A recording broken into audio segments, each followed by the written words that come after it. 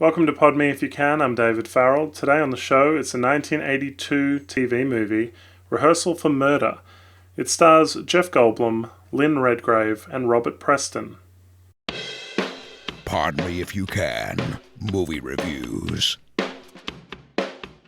A year ago, playwright Alex Dennison, played by Robert Preston, lost his actress fiancée Monica, played in flashback by Lynn Redgrave. Since then, he's written a play about it and schedules a rehearsal for his new cast. Unknown to them, Alex believes his fiancée was murdered, and his play is merely a way of bringing the murderer into the light. The script for this TV movie comes from the creators of Columbo, and that's exactly how this plays out. A cast of people are brought together in a room, and one of them is the murderer. Whodunit, classic whodunit style. We see the events of a year ago in flashback where Monica allegedly committed suicide. She was opening a play as the lead actress and it was receiving mixed reviews. She called her fiancé that night, and when she spoke to him, obviously left some clue because he then suspected she was killed. When he's investigating her alleged suicide himself, he sees that she made a hot cup of tea that night, which makes him think that she had some sound body and mind. She also sent away the caterers and the place was a mess. So she believes that she was meeting with somebody afterwards, perhaps to have an affair. There's also a short, impersonal suicide note in the mix as well. As Robert Preston's character says, in a mystery, everyone has to be a suspect, and they give us 5 key suspects in this film. There's Karen, who's an ambitious actress. She's dating Leo at the time of the suicide, played by Jeff Goldblum. Leo seems to be constantly missing the point and plays it a little dumb. Walter is a producer who might have lost a lot of money on the play's mixed reviews and killed her for the insurance money. Lloyd is the director who was paying her special attention and liked her a lot, and he does wonder if they had an affair. David was the other big star, and the older leading man, who was somewhat sleazy or painted that way. Was he trying to seduce her? Lynn Redgrave plays Monica in the flashbacks, and she does a fine job. The acting is okay throughout the entire film. It's just that for her to be engaged to Robert Preston, he seems like quite an older man. And as well, they imply that many younger men were interested in her, so they make her out as this big sex symbol and starlet, which I'm not sure comes across. The film is full of twists and turns, and there's some things I didn't see coming.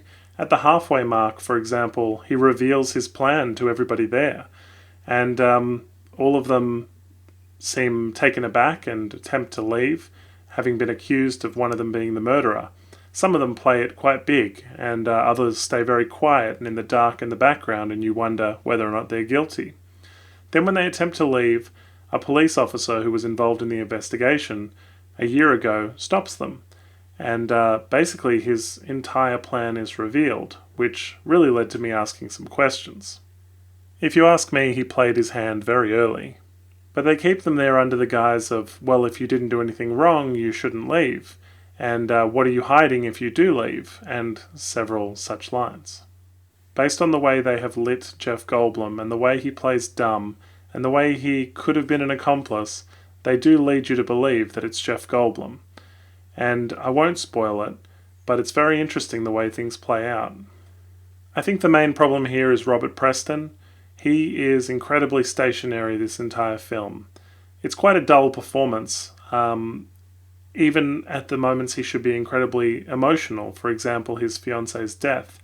He's incredibly quiet, and he doesn't really help you get emotionally invested in this film. He is an aging man. I believe he died 6 years after this film was released, and he's very rigid in his performance and movements, which is understandable. I'm not sure he was the right choice for this role, though. He's the guy we have to root for as the audience watching, and this emotionless performance makes it very hard to care.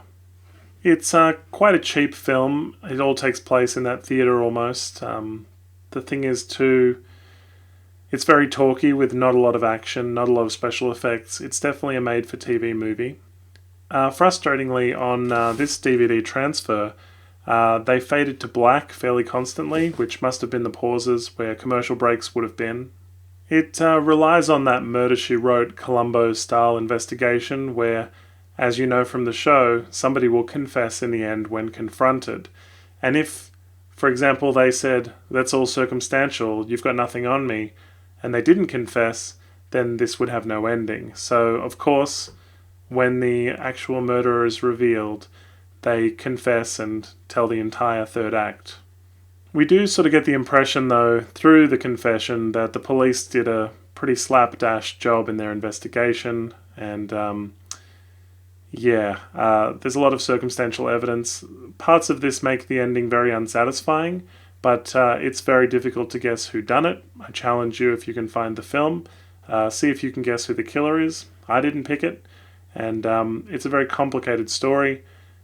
Just Robert Preston, for me, quite a dull performance. Probably makes this the most forgettable part when you can't relate to the lead actor and the reason for the whole theatrical premise. Thanks for watching. If you like what you see, please hit the subscribe button. Like us on Facebook and follow us on Twitter. Check out our podcast at www.podmeifyoucan.com.